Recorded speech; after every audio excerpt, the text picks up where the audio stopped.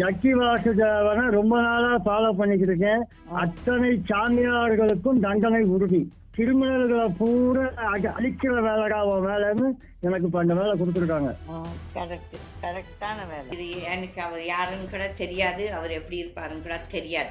Okay, அவரே மனிதனாகவும் பேசுகிறார், கடவுளாகவும் பேசுகிறார். என்னோட கடவுள் மறுபடியும் நான் சொல்றேன் இயற்கை. நான் மனுஷனா பேசுறேன்னு நினைக்காதீங்க. பேசுறது வாங்க போங்கன்னு பேசும்போது மனுஷன், எப்ப வாமா போமா பேசும்போது அது மேல இருக்கிற சக்தின்னு புரிஞ்சுக்கோங்க. நேற்று வந்து நிறைய பேர் என்ன கேட்டாங்க, என்ன கீதா நீ வந்து ஜக்கி பத்தி இப்படி பேசிச்சே, அவர் அந்த ஆள் எவ்வளோ பவர்ஃபுல், எப்பேற்பட்ட ஒரு ஆளோட நீ. நான் சொன்னேன், பாரு அவன் எவனா இருக்கட்டும், நான் வந்து என்னோட கடவுள் பேச சொன்னதால் தான் நான் பேசுகிறேன். நான் எப்போவும் சொல்கிறது, என் கடவுள் பேச சொன்னால்தான் நான் பேசுவேன் என்று. ஜக்கி வாசுதேவன் அங்க 2010 மதுரைக்கு வந்தான். அப்பவே சரியில்லைன்னு எனக்கு தோணிடுச்சு. ஆனா இவனுக்கு ஒரு நாளைக்கு சரியான சாட் இருக்கு அப்படின்னு நினைச்சா, அது இப்ப அவனுக்கு அந்த ஆபரேஷன் பிரச்சனை, இதெல்லாம் அவனுக்கு தண்டனை பத்தாது.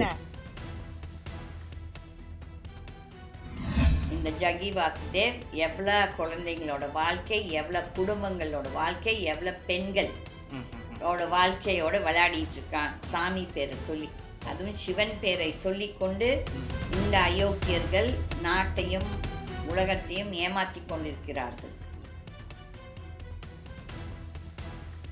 நான் கும்பிடும் கடவுள் இந்த அயோக்கியனை ஃபஸ்ட்டு அழித்தே தீர்வாள். எல்லாரும் இன்னைக்கு போய் இந்த மகா சிவராத்திரிலெல்லாம் ஜிங் சக் டான்ஸ் ஆடுவாங்க, ஆடுங்கள். ஆனால் இந்த மக்கள் யாரெல்லாம் அங்கே போகிறாங்களோ அவர்களும் இந்த பாவத்தில் ஒரு பங்கு இருக்கும் அவங்களுக்கு.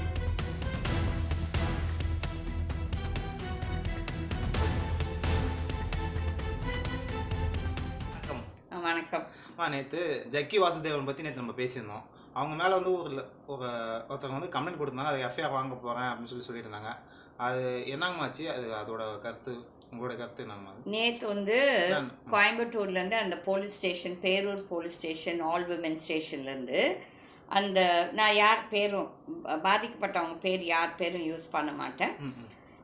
நேற்று வந்து நம்ம வந்து ஜக்கி வாசுதேவ் மேலே ஏன், நான் எதுக்காக மகா கும்புக்கு போனேன், அதுக்கு பதில் வந்து முந்தா நேற்று எனக்கு கிடைத்தது. ஓகே, நேற்று வந்து 24 ஃபெப்ரவரி. நம்ம இயற்கை வந்து கடவுள், இயற்கை எனக்கு நான் எப்போவும் சொல்ல இயற்கை தான் என் கடவுள். அந்த இயற்கை கடவுள் நம்மளை கூப்பிட்டதுக்கு எதுக்காக நான் மகா கும்புக்கு போனேன் அதோட அர்த்தம் முந்தா நேற்று தெரிஞ்சுது. அதுக்கப்புறம் தான் நேற்று அந்த வீடியோ பண்ணேன். இந்த ஜக்கி வாசுதேவ் எவ்வளோ குழந்தைங்களோட வாழ்க்கை, எவ்வளோ குடும்பங்களோட வாழ்க்கை, எவ்வளோ பெண்களோட வாழ்க்கையோட விளையாடிட்டு இருக்கான் சாமி பேரை சொல்லி, அதுவும் சிவன் பேரை சொல்லி கொண்டு இந்த அயோக்கியர்கள் நாட்டையும் உலகத்தையும் ஏமாற்றி கொண்டிருக்கிறார்கள். இப்போ இதுக்கு எனக்கு நிறைய எதிர்ப்பு வரும், அதை பற்றி எனக்கு கவலையே கிடையாது. ஓகே, ஏன்னா இப்போ எனக்கு இது பேசின அப்புறம் வரும் வார்த்தைகள், பேச்சு, இது வந்து நான் இன்னைக்கு வீடியோ பண்ணணும்னு வந்தேன். நான் வந்து உங்களுக்காக வெயிட் பண்ணிட்டு இருந்தேன், நீங்கள் வரல. ஸோ அங்கே உட்காந்துருக்கும்போது எனக்கு ஒரு ஃபோன் வந்துச்சு. ஐயால அந்த எஃப்ஐஆர் கதை வந்து நாளைக்கு பேசலாம். ஓகே, பட் வந்து நேற்று எஃப்ஐஆர் கொடுக்கல, அவங்கள வர வச்சுட்டு அலை வச்சுட்டு அனுப்பிச்சிட்டாங்க. பட் அதை பற்றி நம்ம நாளைக்கு விரிவாக பேசலாம். இன்றைக்கு நாங்கள் உட்காந்துட்டு இருந்தேன் உங்களுக்காக வெயிட் பண்ணிட்டு, அதுக்குள்ளார வந்து எனக்கு ஒரு ஃபோன் வந்துச்சு. ஃபோன் வந்து இந்த மாதிரி உங்களோட ஒருத்தர் பேசணும்னு சொல்கிறாருன்னு சொல்லி, சரி கொடுங்க லைன்னு சொன்னேன். பேச ஆரம்பிக்கும் உடனே எனக்கு வந்து என்னோடய உள் மனசு சொல்லிச்சு, நீங்கள் உட்காந்துட்டு கேட்காத, நீ உன் ரூம்குள்ளார போய் கேளுன்னு சொல்லி நான் இங்கே உட்காந்து கேட்டுருந்தேன். நான் உங்களுக்காக வெயிட் பண்ணிகிட்டே இருந்தேன், நீங்கள் வரல. ஓகே, அப்போ வந்து இந்த கான்வர்சேஷன், இந்த எனக்கும் அந்த நபருக்கும் நடந்த கான்வர்சேஷன்ஸை நான் இன்றைக்கி வந்து என்னோடய வீடியோவில் அதை தான் போட போகிறேன் மெயினாக. ஏன்னா நேற்று வந்து நிறைய பேர் என்னை கேட்டாங்க, என்ன கீதா நீ வந்து ஜக்கி பற்றி இப்படி பேசிச்சே, அவர் அந்த ஆள் எவ்வளோ பவர்ஃபுல், எப்பேற்பட்ட ஒரு ஆளோட நீ. நான் சொன்னேன், பாரு அவன் எவனா இருக்கட்டும், நான் வந்து என்னோட கடவுள் பேச சொன்னதால் தான் நான் பேசுகிறேன். நான் எப்போவும் சொல்கிறது, என் கடவுள் பேச சொன்னால்தான் நான் பேசுவேன் என்று. அப்போ வந்து அதுக்கு பதில் வந்து இந்த கான்வர்சேஷன், இப்போ இந்த ஒரு 40 நிமிஷம் அவர் என்னோட பேசினார். ஒரு மனிதன் தான். ஆனால் அந்த மனிதனை இயக்கியது ஒரு இயற்கை கடவுள். அந்த கடவுள் தான் அவர் சொல்கிறதெல்லாம் எனக்கும் அவருக்கும் நடந்த உரையாடல் நீங்கள் கண்டிப்பாக கேட்கணும். ஏன்னா இதுதான் அதிசயம். ஏனென்றால் இவர் யார் என்று எனக்கு தெரியாது, அவருக்கு நான் யார் என்று தெரியும். ஆனால் அவரை இயக்கியதும் அந்த இயற்கை தான். அதோட எக்ஸ்பிளனேஷன் தான், அதோட இது அவர் நம்மளுக்கு என்ன விழாவாரிய விளக்குகிறார். நான் யார், எதற்காக நான் மகா கும்புக்கு போனேன், இதெல்லாம் வந்துட்டு அவர் எனக்கு எடுத்து சொல்கிறார். அவர் கேட்டது பேசினது இதெல்லாம் வந்து மறுபடியும் எனக்கு கடவுள் ஒரு ஊக்கம் கொடுக்கிறார். எதுனா இந்த ஜகி வாசுதேவ் மாதிரி நிறைய கிருமிகள் இந்த உலகத்தில் மக்களை ஏமாற்றி கொண்டு, இந்த மகா சிவராத்திரி இந்த மாதிரி நிறைய அயோக்கியர்கள் மக்களை ஏமாற்றி கொண்டு எவ்வளோ ஜென்மாக்கள் வாய் பேச முடியாமல் இவங்களால் கஷ்டப்பட்டுட்டு இருக்காங்க. இவங்க வந்து இந்த சாமி பேரை சொல்லிட்டு அயோக்கிய ராஸ்கர்கள் இவனுங்கெல்லாம் என்ன பண்ணுறாங்கன்னு சொல்லிட்டு நான் வந்து இன்னும் வரும் வீடியோஸில் அதை சொல்லுவேன். ஆனால் இன்றைக்கு நடந்த நான் வந்து ரெக்கார்டிங்காக வந்து அங்கே உட்காந்துட்டு இருந்தேன்.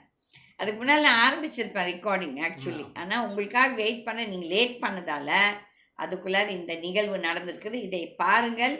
அதுக்கப்புறம் அந்த மொத்த நிகழ்வு முடிஞ்ச அப்புறம் நான் அதற்கு ஒரு பதில் கொடுக்குறேன். ஓகே, கேளுங்கள். வணக்கம். இன்னைக்கு எனக்கு வயசு 60. எனக்கு ஒரு மனைவி, 2 பிள்ளைங்க, 2 பொம்பளை பிள்ளை, ஒரு பையன், 3 பேர் இருக்காங்க. சரிங்க. 3 பேரும் காலேஜில் படிக்கிறாங்க.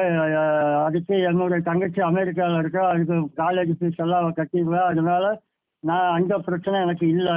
சரிங்க, சரி, சந்தோஷம். எனக்கு இந்த பணம், காசு, பதவி, கூட எதுலையுமே இன்ட்ரெஸ்ட் இல்லை. ஏன்னா நான் சின்ன வயசுலேயே கோயில், சர்ச்சு, பள்ளிவாசல்னு எங்கெங்கேயோ அலைஞ்சு பார்த்தேன். கடவுள் நேரடியாலாம் பேசலை. அப்போ நீ உன் இடத்துக்கு நான் இனிமேல் வரமாட்டேன், நான் நல்லவன்னா, நான் சரியானவனா, நீ என்னைய தேடி வாடான்ட்டு வந்துட்டேன். கிரிமினல்களை பூரா அழிக்கிற வேலைடா உன் வேலைன்னு எனக்கு இப்போ அந்த வேலை கொடுத்துருக்காங்க. கரெக்டான வேலை. இந்த ஜக்கி வாசுதேவனை ரொம்ப நாளாக ஃபாலோ பண்ணிக்கிட்டு இருக்கேன். அப்புறம் இந்த ஓம் சக்தி அவங்க அத்தனை சாமியார்களுக்கும் தண்டனை உறுதி. நான் ஜக்கிய பத்தி பேசுனது கேட்டீங்களா, கேட்கலையா? ஆமா, அதைத்தான் கேட்டேன். அதாவது 3 வருஷமா, இந்த 3 வருஷமா 2 வருஷமா உங்க 3 விதமான இதுல நீங்க பேசுறீங்க. யார் வீடியோலயே பேசுறதெல்லாம் கேட்பேன். முதல்ல கேட்டது ஜெயலலிதா ஆவியுடன் பேசினேன்னு. அதுதான் ஒரு 2 வருஷமா 3 வருஷம் முன்னாடி நான் பார்த்தேன். பேசுறீங்க, அந்தம்மா வந்து பேசு, நான் எதுக்கு போய் பேசி. ஜக்கி வாசுதேவன் அங்க 2010 மதுரைக்கு வந்தான். அப்பவே சரியில்லைன்னு எனக்கு தோணிடுச்சு. ஆனா இவனுக்கு ஒரு நாளைக்கு சரியான சாத்து இருக்கு அப்படின்னு நினைச்சா, அது இப்ப அவனுக்கு அந்த ஆபரேஷன் பிரச்சனை, இதெல்லாம் அவனுக்கு தண்டனை பத்தாது.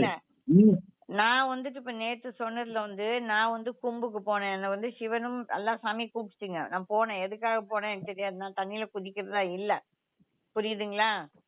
ஜகி வாசுதேவ ஒளிச்சே கட்டணும். நான் இவன் மக்கள் எவ்வளவு பிள்ளைங்களை இவங்க எவ்வளவு பேத்த கற்பழிச்சிட்டு இருக்கிறான், அயோக்கியத்தனம் பண்ணிட்டு இருக்கான். இவனுங்க பின்னால இந்த அரசியல்வாதிகளும், இந்த மோடியும், இந்த அமித்ஷாவும், இந்த பரதேசிங்க, இந்த அரசியல் இருக்க பரதேசிங்க எல்லாருமே அவனுக்கு ஊக்கம் கொடுத்துட்டு அங்க போய் டான்ஸ் ஆடிட்டு இருக்காங்க. இதுக்கு ஒரு முடிவு கட்டுறதுக்கு தான் என்ன கூப்பிட்டு இருக்காங்க. அவ்வளவுதான், வேற ஒன்னும் கிடையாது. நான் மனுஷனா பேசுறேன்னு நினைக்காதீங்க. பேசுறது வாங்க போங்கன்னு பேசும்போது மனுஷன். எப்ப வாமா போமா, வாப்பா போப்பான்னு பேசும்போது அது மேல இருக்கிற சக்தின்னு புரிஞ்சுக்கோங்க. அது புரியுதுங்க ஐயா. நான் அவ்வளவு முட்டாள் கிடையாது. இப்ப நீங்க பேசுறதே நான் பொறுமையா எதுக்கு கேட்டு சிரிச்சிட்டு இருக்கிறேன்னா, அதாவது நான் பேசுறேன்னு உங்களுக்கு வேலை இருந்தா சொல்லுங்க, நான் நிப்பாட்டிக்கிறேன். இல்ல உங்களால கேட்க முடிஞ்சா கேளுங்க, நான் சொல்லிக்கிட்டே இருப்பேன். ஏன்னா ரொம்ப பேசுறேன்னு டக்குன்னு கட் பண்ணிடாதீங்க. நான் அப்படி செய்ய மாட்டேனுங்க. அப்படி செய்யறதுனா சொல்லிட்டே கட். இல்ல, அப்படிதான் நிறைய பேரு அவங்க எதையாவது ஒண்ணு சொல்லி கட் பண்ணிடுறாங்க. நான் அப்படிலாம் சொல்ல மாட்டேன். ஆனா எனக்கு வக்கீல் கிட்ட இருந்து போன் வந்துச்சா வெயிட் பண்ணுங்கன்னு சொல்லுவேன். பட் இந்த போன்ல வக்கீல் கிட்ட இருந்து போன் வந்துச்சுன்னா நான் கட் பண்ணி சொல்லுவேன். நான் வக்கீல் கிட்ட இருந்து போன் வருது, நான் திருப்பி கூப்பிடுவேன். புரியுதுங்களா? சரி சரி சரி, சொல்லுங்க. சரிமா. நீங்க யாருன்னு எனக்கு தெரியும், நீங்க எதுக்காக பேசுறீங்கன்னு எனக்கு தெரியும், ரெண்டும் தெரியும். இப்ப நான் ஆக்சுவலி ரெக்கார்டிங் ஆரம்பிக்கிறதுக்கு முன்னாடி நீங்க ஒரு தகவல் எனக்கு கொடுக்குறீங்க, புரியுதுங்களா? நான் எல்லாத்தையும் புரிஞ்சுப்பேன். நீங்க என்ன திட்டினாலும் நான் ஏத்துப்பேன், ஏசினாலும் ஏத்துப்பேன், என்ன பெருமை பீத்தினாலும் ஏத்துப்பேன், எல்லாமே ஏத்துப்பேன். என்னோட தமிழ் தெரிஞ்ச தமிழ்ல நான் பேசுறேன், அவ்வளவுதான். அதுதானே புரியுது, அகில நான் அதை பேசுறேன், அவ்வளவுதான். தவிர்த்துட்டு அதனால் நான் ஒருவனே, எல்லாவும் நான் ஒருவன் இயற்கையே. அதனால் நீ கலங்காதே மகளே, நான் உனக்கு முன் என் சித்தர்கள் முனிவர்கள் மாயவர்கள் துணை இருப்பார்கள். உன் கண்ணுக்கு மட்டும் தெரியும், ஊரார் கண்ணுக்கு தெரிய விடமாட்டேன். ஓகே, உன் கண்ணுக்கு தெரிய வைப்பேன், ஆனால் நீ வெளியே சொல்லாதே. இவ்வளவு காலமும் நான் நேரடியாக எதையும் பார்க்கவில்லையே, நேரடியாக யாரிடமும் பேசவில்லையே.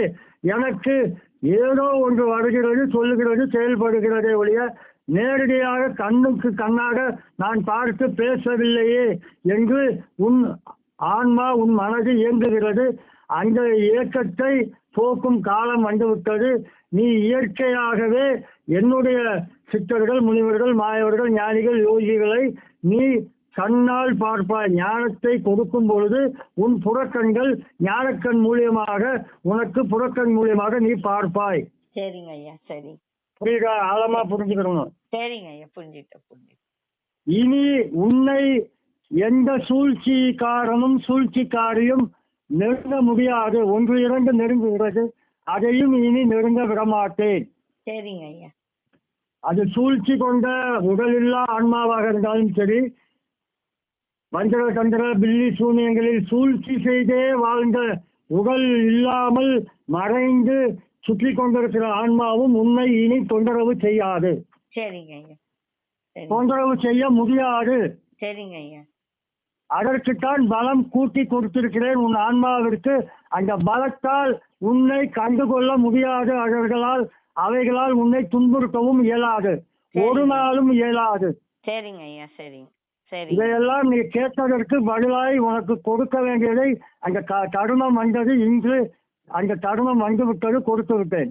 சரிங்க ஐயா. சரிங்க, நன்றிங்க ஐயா, நன்றி. கேட்டுட்டீங்கல்ல, எனக்கும் அந்த நபருக்கும் நடந்த ஒரு உரையாடல்.